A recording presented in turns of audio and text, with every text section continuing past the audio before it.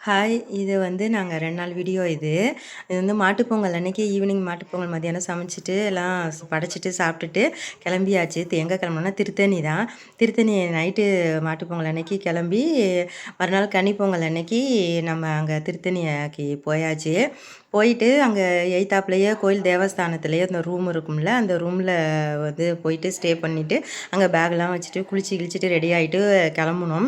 கொஞ்சம் தூரம் தான் அப்படின்னு சொல்லிட்டு வாக்கிங்காக கோயிலுக்கு வந்து நடைபாதையாக போவோம் அப்படின்னு சொல்லிட்டு நடக்க ஆரம்பிச்சிட்டோம். தம்பி ஒய்ஃபு நான், நம்ம பெரிய தம்பி 4 பேரும் தான் போனோம். ரொம்ப நல்லா இருந்துச்சு. இப்போ மார்கழி மாதம்னாலும் பெருசாக குளிர்லாம் இல்லையா, சூப்பராக இருந்தது. அந்த சீனுக்கு ஏற்ற மாதிரி அப்படியே ஃபோட்டோஸ்லாம் எல்லாம் எடுத்துக்கிட்டு நல்லபடியாக கோயிலுக்கு போனோம். சிறப்பான தரிசனம் முருகர் கொடுத்தாரு. அவ்வளோ ஒரு மனசுக்கு நிறைவாக அதெல்லாம் நின்று நிதானமாக நல்லா சாமி கும்பிட்டுட்டு வந்தோம். வந்தனாலும் டைம் அப்புறம் இருந்துச்சு. சரி இன்னைக்கு ஃபுல் டே இருக்கே அப்படின்னு சொல்லிட்டு அதோட காஞ்சிபுரம் போவோம் அப்படின்னு சொல்லிட்டு அங்கே கிளம்பியாச்சு. 2 மணிக்கெலாம் காஞ்சிபுரம் ரீச் ஆகிட்டோம். தம்பி ஒய்ஃபும் காஞ்சிபுரம்னா என்ன பட்டு புடவை ஸ்பெஷல் தானே, அதை போய் பார்க்க போகிறேன்னு போனாங்க. அவ்வளோ க்யூவு. அதோட பெரியவனை க்யூவில் நிப்பாட்டிட்டு அவங்க 2 பேரும் போனாங்க. நான் அந்த பக்கம் நிழலில் உட்காந்துருந்தேன்.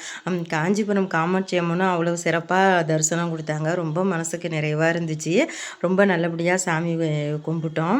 அவங்க தம்பி ஒய்ஃபும் கிளம்புனதுனால அப்படியே கூடயே நாங்களும் போய் ஒட்டிக்கிட்டு போயிட்டு சாமி பார்த்துட்டு நல்லபடியாக வீட்டுக்கு வந்தாச்சு.